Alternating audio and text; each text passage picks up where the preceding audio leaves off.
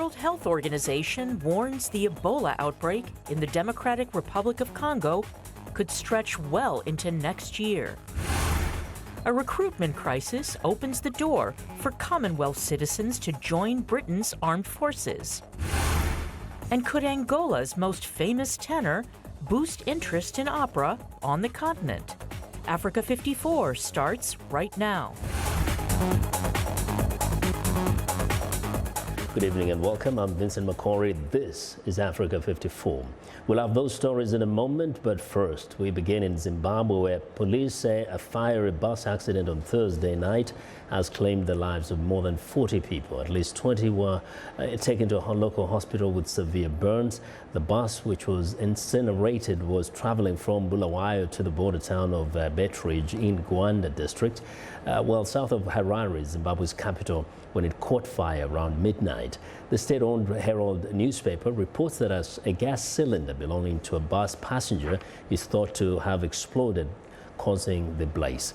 Just last week, 50 people were killed in Zimbabwe when two buses collided. At least 7 UN peacekeepers have been killed in clashes with militias in an area that is at the center of the Democratic Republic of Congo's worst Ebola epidemic, as according to the United Nations and diplomatic sources. Eastern Congo has been plagued by bandits and armed insurrections for more than 2 decades since the fall of military ruler Mobutu Sese Seko. But the past year has seen a surge in violence around North Kivu. Beni and the surrounding villages are also suffering from an Ebola epidemic that has infected over 300 people and killed 2/3 of them. Repeated armed attacks by at least 2 rebel groups are hampering international efforts to contain the virus by preventing medical workers from getting to Ebola victims. Now, the Ebola outbreak in the Democratic Republic of Congo, which has already killed hundreds of people, could stretch well into next year. That's the latest warning from a senior World Health Organization official. VOA's Mariama Diallo reports. The North Kivu province has seen more than 300 confirmed cases of the deadly Ebola virus. It's a challenging area given how transient the large population is and people's general distrust of healthcare workers. All of those issues are compounded by 2 armed groups, the Allied Democratic Forces, or ADF, in and around Beni, and the Mai Mai groups in Butembo.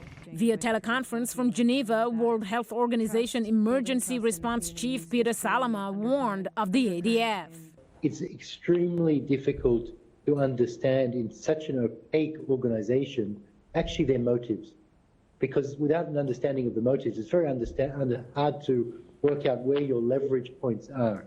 But more alarming, Salama told global health experts in Washington, the Ebola virus is actually being spread by transmission in health centers. What we believe has happened in Beni is that, unbeknownst to the traditional healers, suspected Ebola cases have come in, have been misdiagnosed with malaria, children and women particularly, who are then exposed to the undiagnosed Ebola case and then go back to their homes and locations strewn out all over Beni. Mitchell Wolf is CDC's acting director of the Washington office. It looks like there's going to be a continuing outbreak, at least for a number of months, and we need to focus on trying to prevent it from spreading as much as possible. We need to work on contact tracing and finding all the contacts and getting them vaccinated and isolated, and then safe and dignified burials, and that's the best way to stop the epidemic. Jerry Martin served as a Peace Corps volunteer in Butembo over 40 years ago. He notes that while civil unrest is complicating the situation, more emphasis should be placed on prevention when it comes to the deadly hemorrhagic fever. One of the things I think that they're missing is the sense that this conflict is something that has been going on for 20 years. The disease threat has been going on for over 40 years. In fact, Ebola first broke out in Congo in 1976. So what's missing is preparation and preparedness in advance of this kind of an outbreak. The Democratic Republic of Congo has had 10 Ebola outbreaks since the virus was discovered. This latest epidemic ranks as the 3rd worst in the history of the continent. Mariama Diallo, VOA News. Well, Somalia's 30 years of chronic conflict have left an estimated 1 in 3 people affected by mental health issues such as post-traumatic stress disorder. However, there are only 3 licensed psychiatrists in the entire country. Mohammed Sheikh Noor has more from Mogadishu. 20-year-old Ayan Adam and her mother fled Somalia to Kenya after the terrorist group Al-Shabaab in 2010 attacked their Mogadishu neighborhood. But their asylum applications were rejected. We fled the armed gangs and explosions in Mogadishu and reached the Hagardere refugee camp. We stayed there for 18 months, but when our hopes were dashed, we moved back home. Adam moved into the center which treats post-traumatic stress disorder after suffering a mental breakdown. I started searching for her, but as I was looking, I received a call informing me that my daughter was found by an aid agency in the area. I rushed to the location where my daughter was and saw that she had savage bruising on her body and was screaming. The World Health Organization says 1/3 of Somalis are affected by mental health issues like PTSD. But Ayan is one of the few who are getting proper treatment. Dr. Abdurrahman Ali Awale is one of only 3 licensed psychiatrists in Somalia, a country of approximately 15 million people.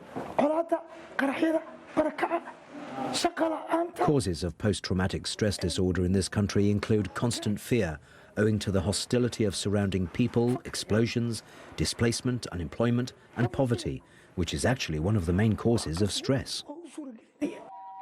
Impoverished Somalia's focus on security means there are few resources to treat mental health problems. Addiction to drugs, such as the narcotic stimulant Leaf Khat, only worsen the problem. Patients suffer from a lack of medicine and medical infrastructure and poorly qualified doctors. Although PTSD has been included in the country's national strategic plan, the government is unable to come up with official baseline data. That has delayed the government's necessary intervention towards PTSD in regards to treatment, prevention and psychosocial counselling. All these obstacles have prevented us from effectively dealing with PTSD. Meanwhile, Somalis like Adam are doing their best to cope and recover from the trauma of violence, with the hope that one day they can live a normal life. Mohammed Sheikh Noor for VOA News, Mogadishu. U.S. Department of Defense is reducing hundreds of troops from Africa. Secretary of Defense Jim Mattis says this is necessary so that those resources can be available for potential future conflict with Russia and China. For more details on the plan, VOA's Kala Bab joins me live from the Pentagon. Hello, Kala.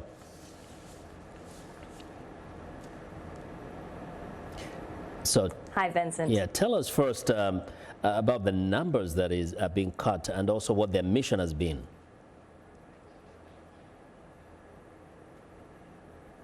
Well, they're cutting about 700. That's about 10% of the troops on the continent of Africa. We have 7,200 troops there now, and the focus is going to be on West Africa counterterrorism units. So their officials here are telling me that Somalia, that the mission there is not going to change. Djibouti, that mission's not going to change. Libya, that mission's not going to change. But what we're going to see is the counterterrorism troops and their enablers are going to be moving out of many areas in West Africa so they can focus on a regional approach rather than a tactical level approach in counterterrorism.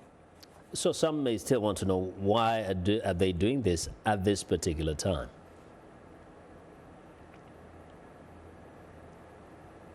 Well, the reason that the Pentagon says is they need to free up abilities so they can start focusing on modernization and the potential next fight against a great power competition such as a Russia or a China.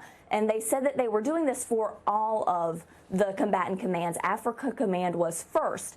And what they're saying is they reevaluated the counterterrorism there and they said we're going to focus on what's a threat to the U.S. homeland and what's a threat to some key national interest. And when they looked at the counterterrorism fight in West Africa, they see that there are French troops, there are British troops, and the counterterrorism problem there is pretty much regionalized. And so when they had to compare it to other areas, such as U.S. Central Command, they decided to remove troops from there. That doesn't mean that they're pulling out of West Africa by any means. They're still going to be focusing on education. They're still going to have some units there for a regional approach.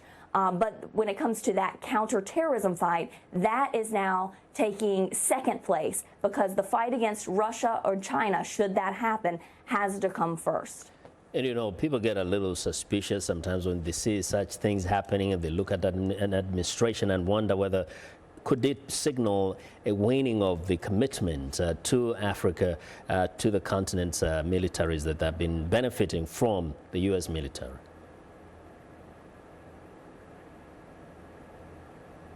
Well, the U.S. officials that I've been speaking with, they say that this is more of a targeted approach. They don't call it any sort of reduction in commitment, but they say that they've looked at the military budget for years. It's been cut. And so because that was cut and because there was such a huge counterterrorism fight going on across the globe, they weren't able to work on some of this modernization and prepare for a potential fight against Russia and China. Secretary Mattis just announced earlier this year that Russia and China have closed the gap between the American advantage. And he says before they fully close that gap, he said they had decreased that gap, but before they fully close it, he said the U.S. must focus on that. So my officials here want to stress that it is not a decommitment by any means to the African continent. There are new initiatives that are rolling out. It's just a different approach that doesn't involve counterterrorism as much on that part of the continent. But remember, the counterterrorism fight in Somalia is remaining unchanged. Mm-hmm.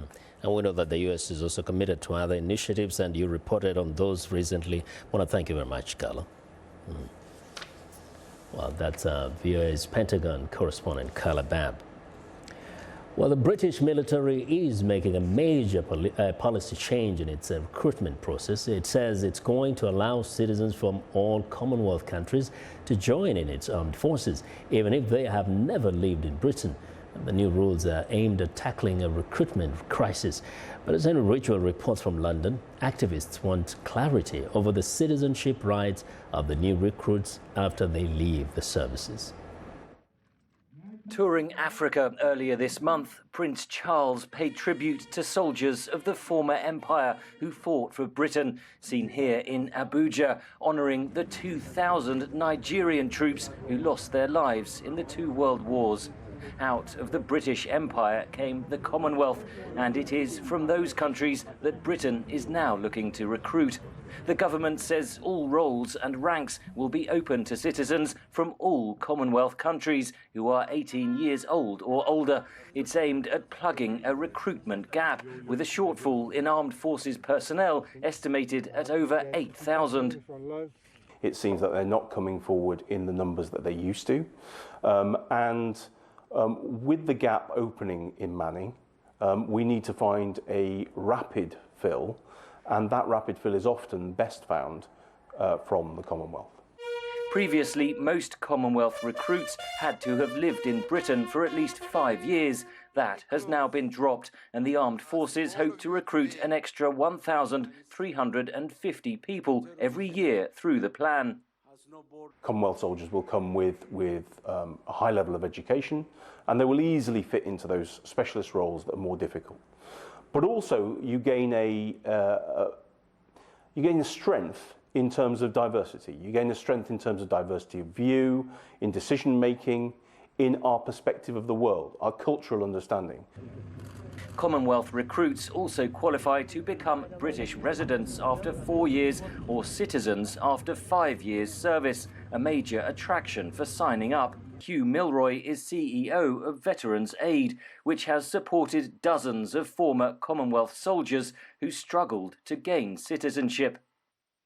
Under the old system, and I really do hope this has been picked up, you had no access to benefits and you had no right to work. So in fact, for many years, we were stopping people starving.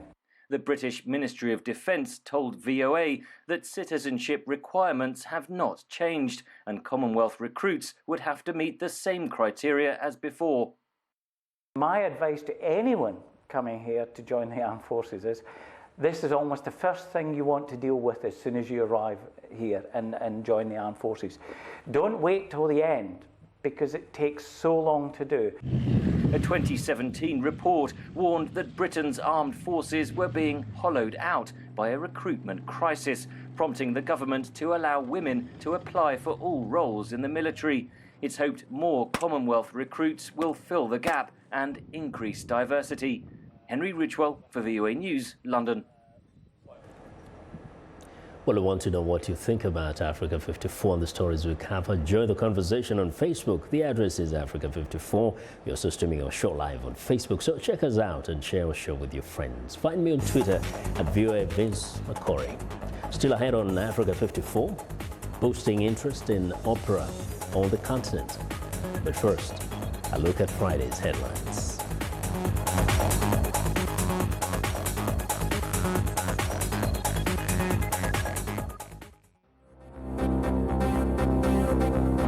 In Zimbabwe, police say that more than 40 people have been killed in a bus accident in the Gwanda district, about 550 kilometers south of the capital, Harare.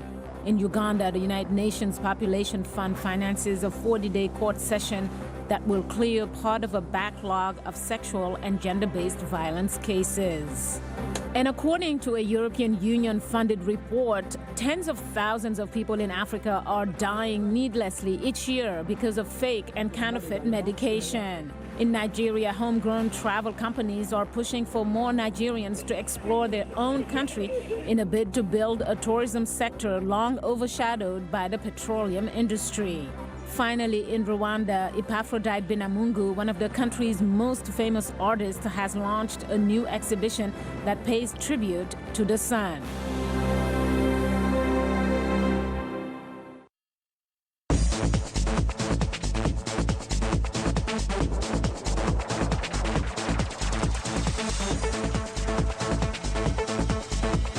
Well, Libya's two main rival leaders met for the first time in more than 5 months in Sicily this week, and Libya's prime minister endorsed the United Nations plan for an election next year. The United Nations has blamed a recent spike in violence in Libya for its decision to drop plans to hold an election next month. While targeting an election next year, UN officials say Libyans should first decide what sort of vote they want. Here in Washington, VOA's Mohammed El-Shinawi attended a conference on Libya and spoke with Ambassador Jonathan Weiner, a former U.S. Special Envoy for Libya. Ambassador Weiner, the political agreement in Libya so far failed to achieve a political solution. Is there a way to fix it, or is there any alternative to that one? Well, so long as the House of Representatives refuses to vote on pretty much anything to allow a government to go forward, there is an impasse. Libya needs a security solution, an economic solution, and a political solution, and they're all mixed up together. I would like to see support for the UN SRSG, Ghassan Salameh's roadmap, which starts with an assembly, national meeting of Libyans, a conference, then goes from there to votes on a constitution and elections. That would be the sequence. There needs to be reconciliation among Libyans. There needs to be revenue sharing at the local level, so people wherever they live are seeing the benefits of having a government and having a united Libya. President Trump said earlier this year that the United States shouldn't play any role in Libya beyond fighting terrorism. Is that a practical way to protect the U.S. interest in the area and to impact a solution? The United States can play an important and constructive role by helping work with other countries so that everyone lines up behind the same set of solutions.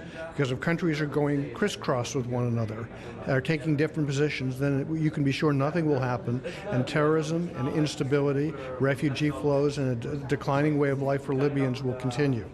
The United States needs to be part of the solution. We don't have to be the ones deciding on things. We have to work with others in order to get everyone aligned. That's part of our job, part of our responsibility. Well, that was Ambassador Jonathan Weiner, a former U.S. Special Envoy for Libya, speaking to VOA's Mohammed El-Shinawi.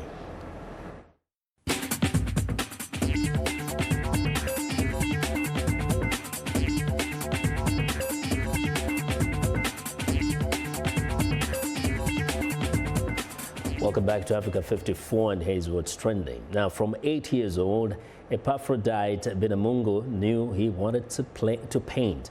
The Rwandan artist, who grew up in exile in the Democratic Republic of Congo until 1994, is one of Rwanda's leading and most renowned artists. The signature style in his work is a red dot representing the 1994 Rwandan genocide. In celebration of his career milestone, the 64-year-old recently launched a new exhibition called The Journey with the Sun, a series of paintings which represent the different moods of the sun through his eyes. Binamungu has had numerous exhibits in Africa, Europe, the United States, and China.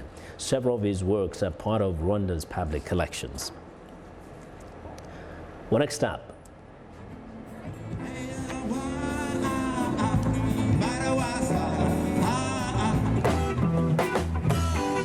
well, the Dakar Music Festival is thrilling Senegal and the region to the sounds of live ethnic and electronic music. A unique panorama stretching from the dunes of the Atlantic coast to the city. Live DJ sets, conferences, workshops, and performances are getting fans on their feet. And that's what's trending today.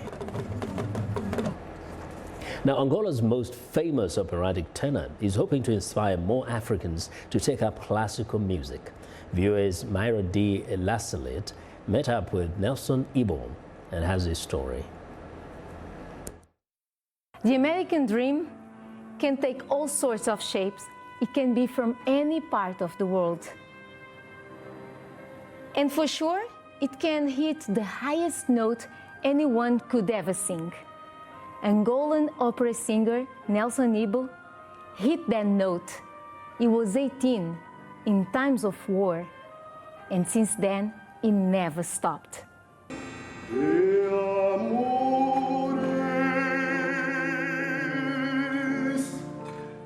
Nelson Ibo started singing at church in Luanda, where he says he met the person who opened doors to a wider world. I'm an Angolan tenor.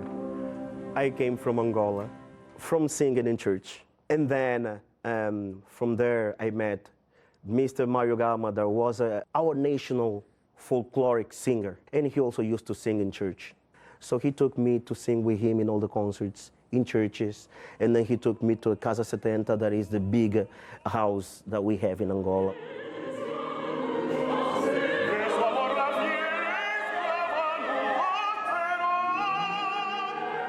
Touring at Casa 70 was a big deal then, as it is today. Performing one night in a Three Tenors concert, Ibo was approached by a United Nations official who told him to pack for Europe. Someone from the UN came and he told me, well, let's get out of here. I'll take you to Spain. And you will be studying music in there because you have a great talent to sing opera. I'm like, okay, well, let's do this. Today, these laughs are far from what he was feeling in 2001. Nelson was 18 years old, the only provider for a big family that sometimes had nothing to eat. We had a very difficult life there, and actually that took me to do this work, right? To go and sing everywhere and get the money, bring the money, and give to them and help them so they would eat the next day. I was feeling guilty from leaving them, but on the other hand, it was fantastic to go to a different country and sing opera. As an Angolan? As an Angolan. And that is something that doesn't happen. The Angolan tenor is now scheduled to perform Beethoven's Fidelio in New York. Every time he goes on stage, he says he sees his family waving at him when he was leaving Luanda for Spain. They're the feeling for everything, like seeing them there in that door waiting for me, saying goodbye to me, and me going to that UN car that was right stopping on my door. While Ibo says almost all of his dreams have come true, one is still missing. I wanted to go one day to Angola, now that I'm in this fantastic career, and bring my talent, bring everything I learned to make them learn the beautiful world of music. While pursuing his dream of bringing more Angolan voices to the world of opera, Ibo keeps hitting those high notes. Mayra de la Salette, VOA News, Washington, D.C. Fantastic. Well, we had our show broadcast with Salif Keita.